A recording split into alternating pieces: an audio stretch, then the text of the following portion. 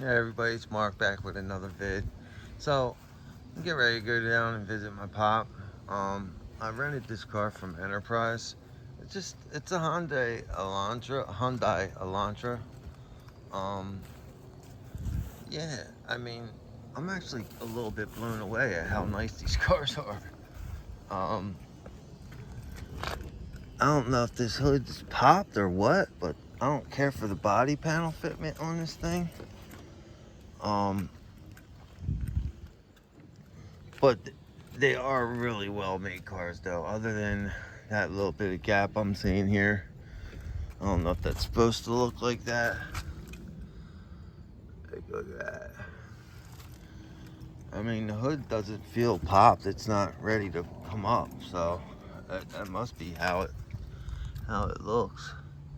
It doesn't look as bad on this side as it does on the other side, but this is really a nice car. Other than the tech, this is what I don't care for, and this is what I'm glad I didn't end up. How you doing?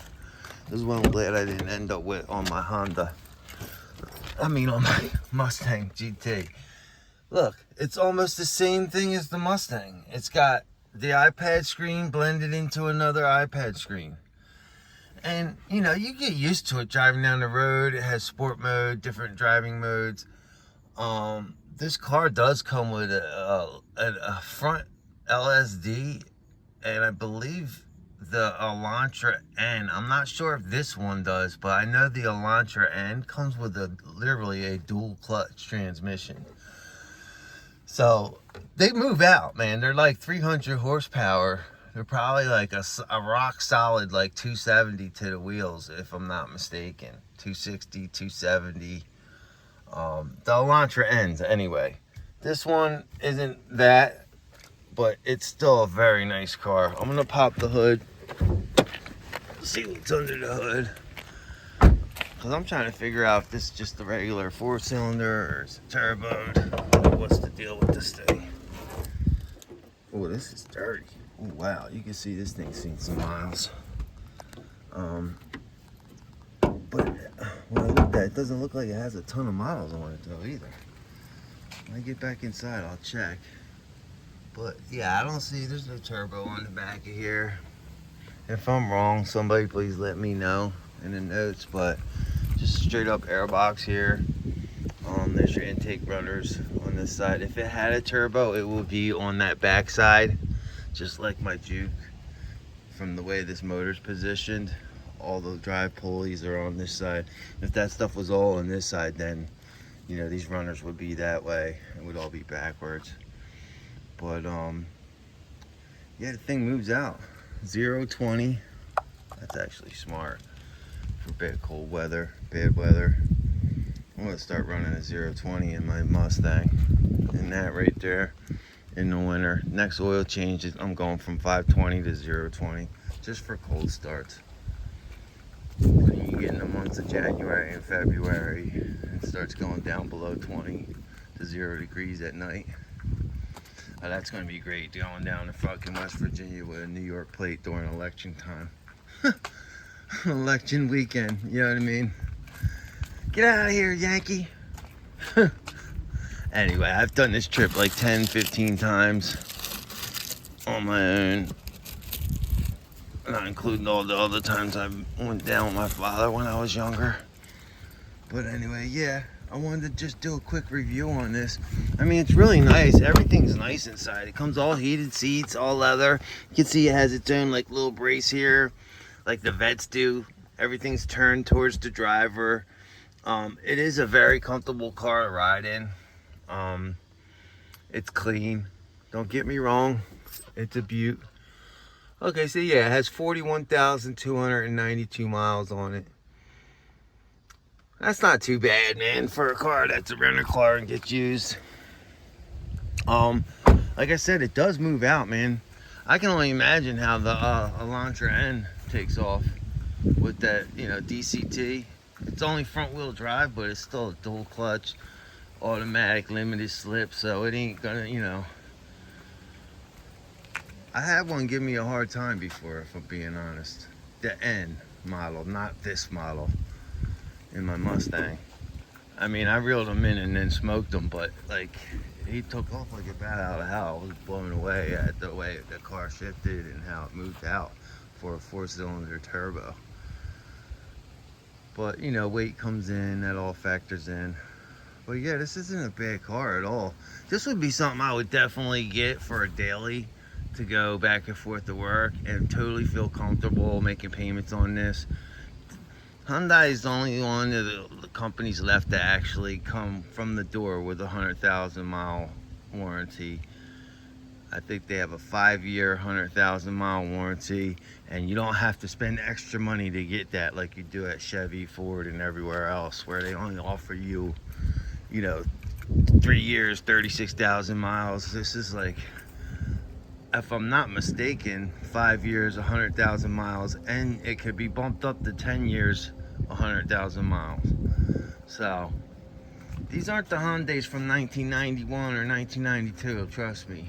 Those cars were all cheaply put together. That was a company that was just getting started, but they put all their money right back into R&D and started making really good cars. I'm blown away what the South Koreans were doing, man.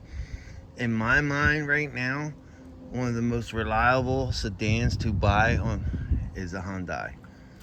I can't believe I'm saying that, but even over like Honda, like their company totally fell apart. I don't know what's going on with them. They started putting like 1.5 liter turbos in their fucking Accords, which is retarded.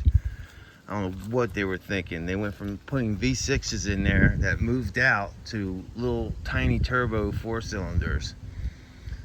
Anyway, I'm not gonna get into all that, but the point being is, if you're gonna buy or you want something that's reliable, good on gas, gonna get you back and forth to work, you can daily take the kids, put the car seat in the back, do all that stuff, Hyundai is the way to go right now. They just building the most, you know, reliable stuff, period. End of story. They are far more reliable than Honda, Toyota, which used to be the go-tos. Even Nissan was a go-to back in the day, but Nissan messed everything up about like 15 years back when they started throwing CVTs inside of everything, and that just ruined their reputation.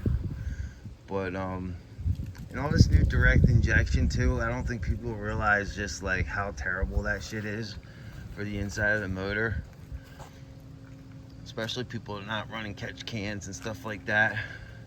But yeah, this is the only thing that I would say that I do not like. All the let's start it up. Let me turn this down.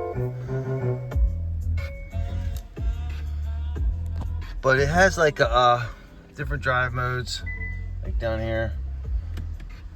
See how it changed to sport, smart mode. I don't know what that smart mode is. I'm probably just gonna leave it in normal and try to get the best gas mileage. But yeah, I'm just gonna leave her in normal when I drive. But then you got all this over here. I don't know what to do with this.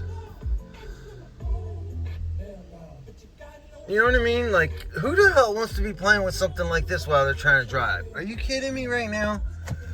Like, I don't know. This is just not for me, man. I'm telling you, this stuff is not for me. Like, this is something I could sit in a parking lot for 2 hours and play around with and still not fully know how to work it. I'm just sorry. I mean, I might make myself sound stupid, but no, I'm just dating myself, making myself sound old is what I really am doing. People like me, we just don't have the time and the patience for this kind of crap. We just don't. And that's what it is. It's crap. It's little kitty crap, if I'm being frank. And if anybody's offended by it, I'm sorry. Oh, well. That's how I feel about it. It's like little kitty crap, man. Like, if I want to go play video games, I'll go inside and get on my gaming rig. My gaming PC. You know what I mean? Like, I don't know. But anyway, I'm going to end that there. This is where I want to end it. They are very nice cars. This car drives smooth. The engine feels smooth. The feel of the car is smooth. The handling is great. This would be what I would get for a back and forth to work daily driver, especially if you're doing like 35, 40 miles a day every day. This is definitely something you want. Toyota's still making pretty good cars too, but I'm telling you, Hyundai took the belt. They did. They took the belt from Honda and Toyota when it comes to reliability and comfort and features, actually. And bang for buck, they're kicking their butt too. They're always like a few $1,000s less for something that's actually nicer. It's amazing. People just have a hard time buying a car that's, you know, built in Korea, I guess. South Korea. It just don't sound right to them, you know. But yeah, I'm gonna end it there. You guys take care.